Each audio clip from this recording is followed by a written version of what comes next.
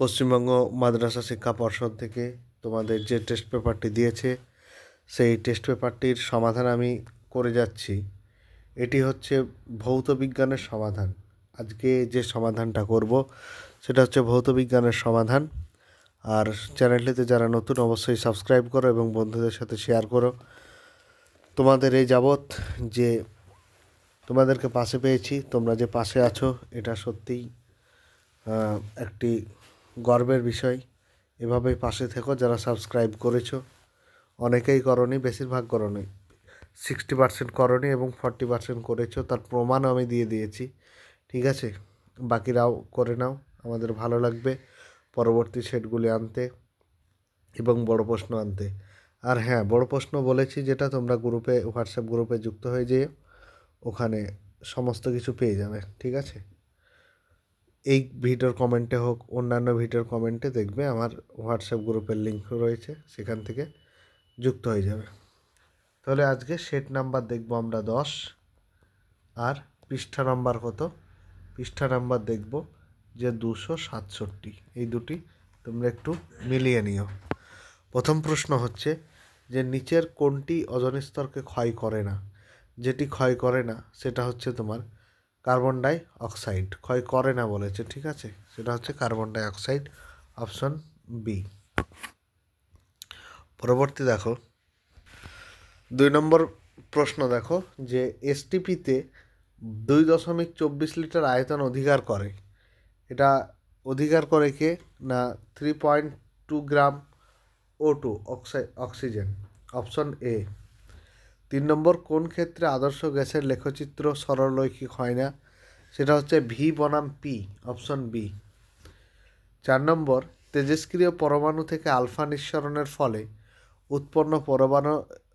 উৎপন্ন পরমাণুর পারমাণবিক সংখ্যা কমে। তারপরে দেখো যে কোন প্রকার দর্পণে বস্তুর প্রতিবিম্ব সর্বদা খর্বাকার ও অসৎ হয়? এটা হচ্ছে উত্তলে, অপশন সি।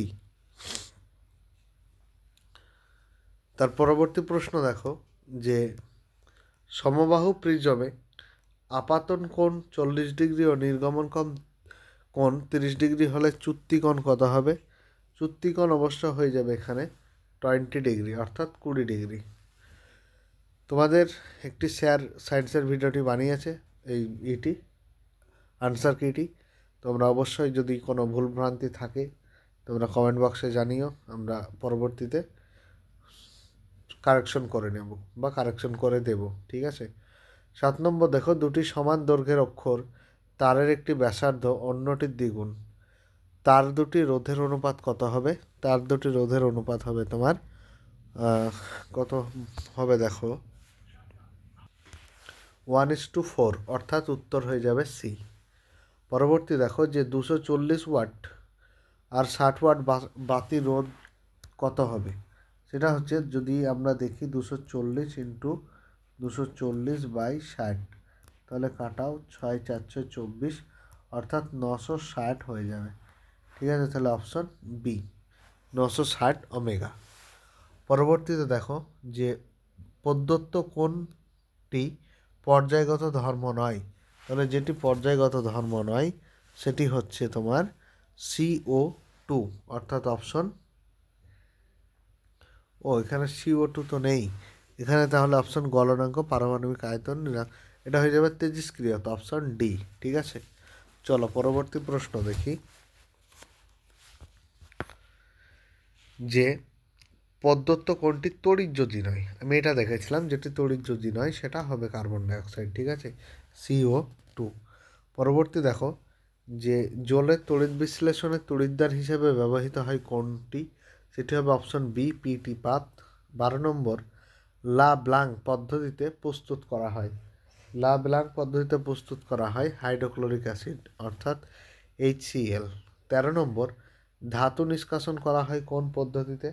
ধাতু নিষ্কাশন করা হয় তোমার বিজারণ পদ্ধতিতে, কার্বন বিজারণ। ঠিক আছে। পরবর্তী প্রশ্ন দেখো যে পিতলের উপাদান দুটি কি? পিতলের উপাদান দুটি হলো যে জিঙ্ক এবং কপার, অপশন এ। ইথাইল অ্যালকোহলের মধ্যে উপস্থিত কার্যকারী মূলক হবে অবশ্যই -OH।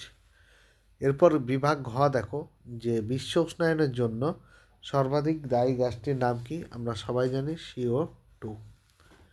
2 নম্বর মোলার গ্যাস ধ্রুবক আর এর মান কত? আর এর মান হচ্ছে 0, ওয়েট বাইরে লিখছি, 0.082। পরবর্তী প্রশ্ন দেখবে যে শুষ্ক বায়ু অপেক্ষা আর্দ্র বায়ু কেমন? অবশ্যই হালকা হবে। পরবর্তী প্রশ্ন দেখো একটি উত্তল দর্পণের ফোকাস দৈর্ঘ্য 25 সেমি হলে এর বক্রতা ব্যাসার্ধ কত হবে? এর বক্রতা ব্যাসার্ধ হবে 50 সেমি।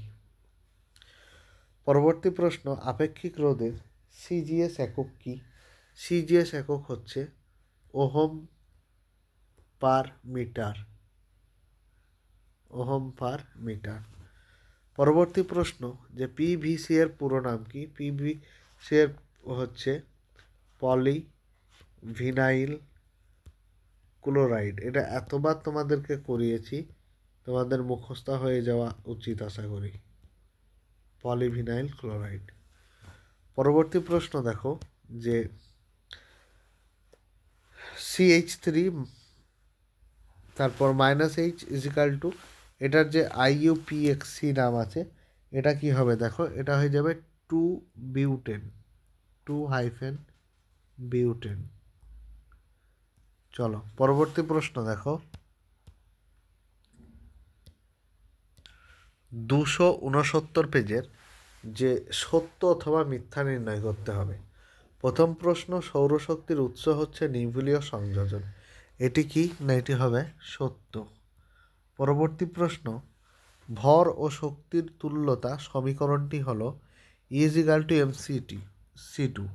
এটিও হয়ে যাবে তোমার সত্য। 2 নম্বর দেখো আলোর প্রতিসরণে লাল বর্ণের চ্যুতি সর্বাধিক। অবশ্যই এটি মিথ্যা। পরবর্তী প্রশ্ন দেখো তড়িৎ আধানের SI এককটি হলো কুলম্ব। এটি সত্য। পরবর্তী প্রশ্ন দীর্ঘ পর্যায় সারণীতে 60টি শ্রেণী রয়েছে। এটি অবশ্যই মিথ্যা। পরবর্তী প্রশ্ন ধাতু ক্ষারগুলির পর্যায় সারণীতে 2য় শ্রেণীর অন্তর্ভুক্ত। এটিও হয়ে যাবে মিথ্যা। 5 নম্বর দেখো সিলিকন একটি অর্ধপরিবাহী পদার্থ। এটি হয়ে যাবে সত্য। ঠিক আছে, তাহলে এরপর A স্তম্ভ আর B স্তম্ভ তোমরা একবার মিলিয়ে নাও। দেখো আমি বলে দিচ্ছি। প্রথমে সর্বাপেক্ষা ভালো বিজারক হ্যালোজেন এটা হয়ে যাবে F। ঠিক আছে, অর্থাৎ বিটা হয়ে যাবে। পরবর্তী দেখো জলে অদ্রাব্য আয়নীয় যৌগ সেটা হয়ে যাবে Na, সোডিয়াম F। 3 নম্বর গলিত সোডিয়াম ক্লোরাইডের তড়িৎ বিশ্লেষণে এটি কোনটি হয়ে যাবে? সোডিয়াম। তড়িৎ বিশ্লেষণে ক্যাথোডে উৎপন্ন হয় সোডিয়াম। 4 নম্বর একটি সম্পৃক্ত হাইড্রোকার্বন, এটি কোনটি হয়ে যাবে? C2H6। 5 নম্বর নাইট্রিক অ্যাসিডকে উত্তপ্ত করলে কি হবে? না বাদামি বর্ণের নাইট্রোজেন ডাইঅক্সাইড গ্যাস উৎপন্ন হবে। ঠিক আছে, পরবর্তী চলো যে একটি শব্দে বা একটি বাক্যে উত্তর দাও। আমরা দেখেছি তড়িৎ বিশ্লেষণ প্রক্রিয়ায় কোন প্রবাহ ব্যবহৃত হয়?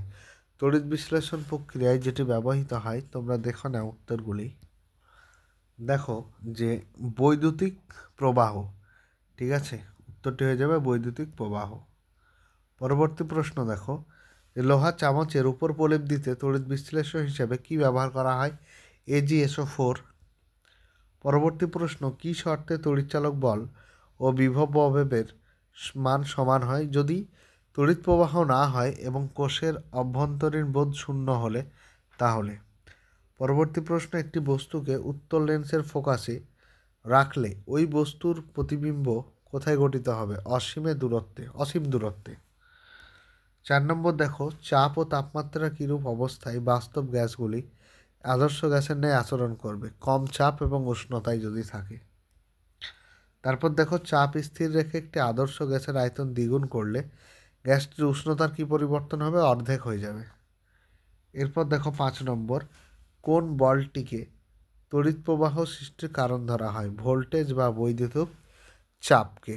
ঠিক আছে। পরবর্তী প্রশ্ন, কোন ধরনের যৌগের বন্ধনের কোনো নির্দিষ্ট অভিমুখ নেই? সেটা হচ্ছে আয়নীয়। তাহলে এর বড় প্রশ্নগুলি দেখে নাও। আজকের ভিডিওটি এই পর্যন্তই। পরবর্তী ভিডিওর জন্য আবার তোমরা চ্যানেলটি সাবস্ক্রাইব করো এবং বন্ধুদের সাথে বেশি বেশি শেয়ার করো। ঠিক আছে। আবার আমরা পরবর্তী সেট নিয়ে আসছি এবং যেগুলি বাকি রয়েছে, আশা করি বাকি খুব কমই রয়েছে, অনেকটাই তো হয়ে গেল। আর ভৌতবিজ্ঞান বাকি থাকলো মোটামুটি তোমার, এটি যদি 10 নম্বর সেট হয় তাহলে প্রায় শেষের দিকে। এগুলি তো ইংরেজি সেট, এগুলি সবই ইংরেজি সেট। ঠিক আছে, আশা করি সব শেষ হয়ে গেল, তোমাদের ভৌতবিজ্ঞান সব শেষ। ঠিক আছে, তোমরা এবার ধীরে ধীরে পড়তে থাকো। আর বড় প্রশ্ন আমি দেখছি ভৌতবিজ্ঞানের কী করা যায়, স্যাররা যদি ফাঁকা থাকে অবশ্যই তোমাদেরকে দেওয়ার চেষ্টা করবে। বেশ।